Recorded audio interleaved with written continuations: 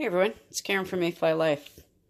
Today you can see I've got something cooking, but am I cooking? Today I'm in the kitchen, but this time I'm not cooking.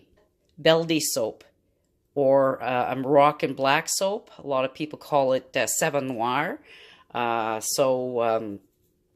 it is, it's a castile soap made with 100% olive oil and olive puree. Here I couldn't find Moroccan. I usually can find Moroccan at my local grocery store, but these are Spanish olives, black olives. So and I've pureed the heck out of them with a little bit of the oil from my main batch. And what I'm going to do is I'm just going to make this lovely soap that is made with potassium hydroxide. Potassium hydroxide right here, as you can see, is more for a cream or a liquid soap, and this one is treated differently. It takes longer to trace, and I got this one from Voyager Soap and Candles. It's a local, like a Canadian brand soap supplier. So I order from them all the time, and I have potassium hydroxide, so I'm going to give it a go, and I'll show you the process and how I make it. Okay, so this particular soap is a hot process soap, and what I got here is my crock pot warming up. Now, what this soap usually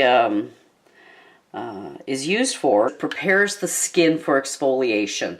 So what I've got here is I've got 500 grams of olive oil, and best type of olive oil from what I know and what I've read, but I can't find it, is pumice olive oil.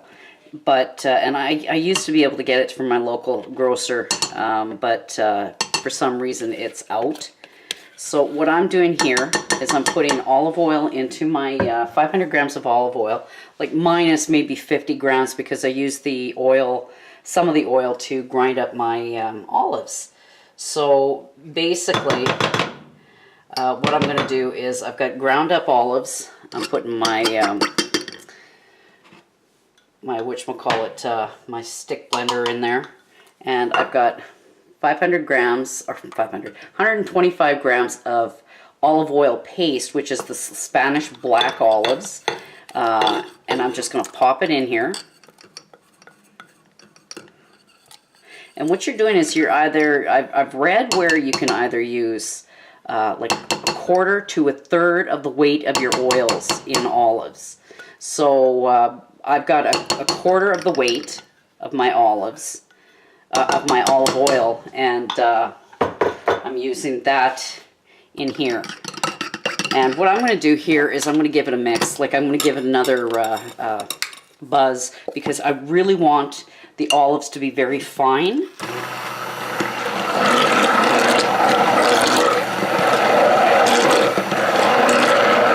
And plus too, I'll be stick blending in this like for a while. And I haven't got gloves on just yet because I haven't added the sodium, the potassium hydroxide yet. I haven't added the hydroxide yet, so once I get that going, I'm going to have my gloves on.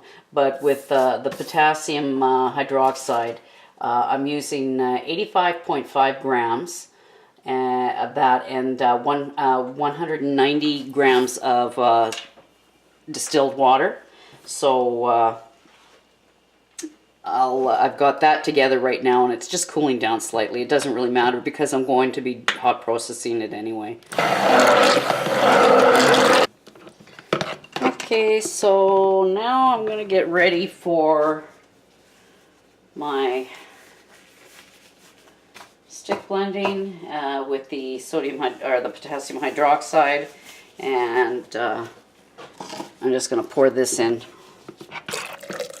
directly into the crock and start stick blending. Now this is going to turn in either anywhere from a black to a green to like a reddish amber color. and but it's going to take a while, so I'll bring you back once it's starting to trace. Oh, and one other thing though too is that I'm not including the olives as the olive paste as fats, and this particular one has been super fatted to 10%, and whatever else the olives contribute to will give it a nice super fat. Okay, well, I'm almost there. It's emulsified, but like I said, with the potassium hydroxide, it takes a long time to get to trace, and it'll happen like all of a sudden. So what I'm going to do is continue stick blending. I've been stick blending for about 10 minutes now, and once it hits that point where it's going to start to thicken up a little bit, it's not going to get thick like what you normally see with hard soap, like with cold process soap, but it gets thicker than more of a pudding consistency is what I'm looking for. Okay, so I'm at the 15-minute mark, and it still hasn't come to trace, but I'm going in between stick blending and stirring with my stick blender, because actually my stick blender is getting pretty darn hot, and that's one thing with soft soaps like liquid soaps, cream soaps, or paste or whatever. It will definitely test your durability of your stick blender. So when you're going to be making anything with potassium hydroxide, like any type of soap, I'd advise you to get a very good quality stick blender. It's starting to hit trace. It's getting thicker, so I'm getting that pudding texture, which is what I want.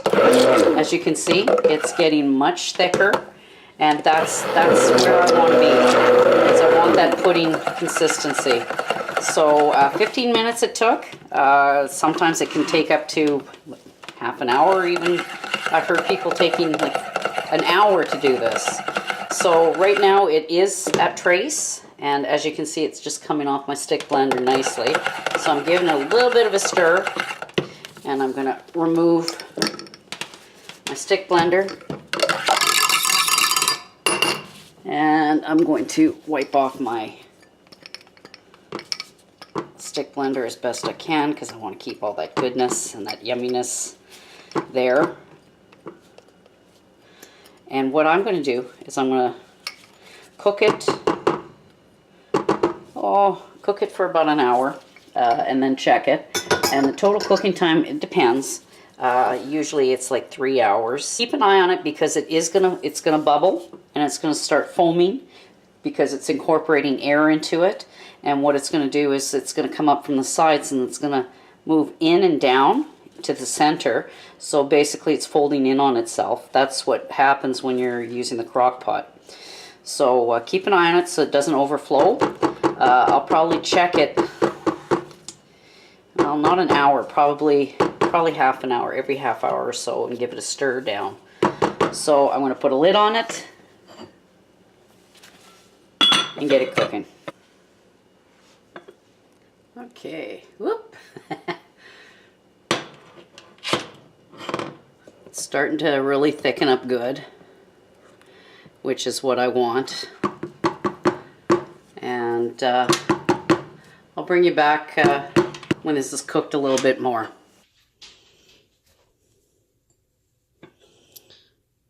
Ooh.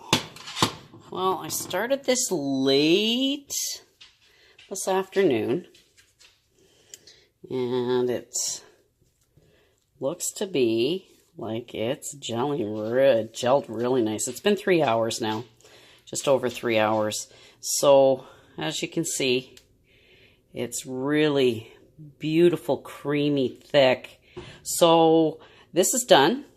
I'm going to turn off my crock pot and actually unplug my crock pot. And I'm going to let it cool for a bit, and then I'm going to be adding my eucalyptus and see how that smells. Okay, so now it's pretty much cooled down enough where I can add my essential oils. So I'm adding, my recipe actually calls for 15.5 grams of total fragrance, but eucalyptus can be pretty potent. So I'm just going to add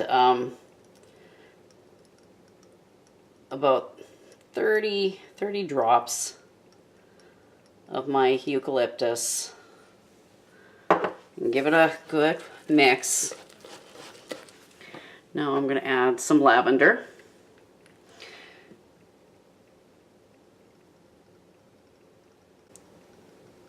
Not nearly as much. And give that a mix and see how the fragrances are. It's not overly powerful. We'll add a little bit more eucalyptus.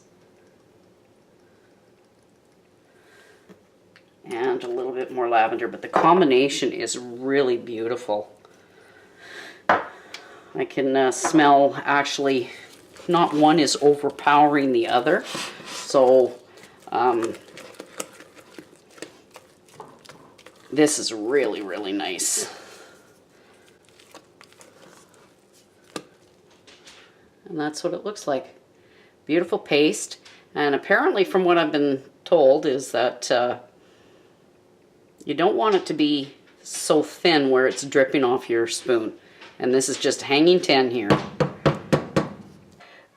Best way to have this product is to, it only gets better with time. So basically what you need to do, what you should do, is let it cure for a couple of weeks before you even, like if you're going to use this for crafts or whatever, or you know, to giving to friends and so forth, just to let it rest for 2 weeks, because it'll only get better. Okay, I thought I'd give you a little bit of a demonstration. I don't know if you can really tell very much, but my arm is pretty dry.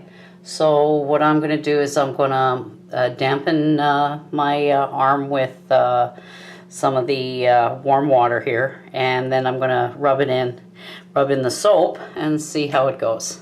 As you can see, I'm not soaking the skin, I'm dampening it.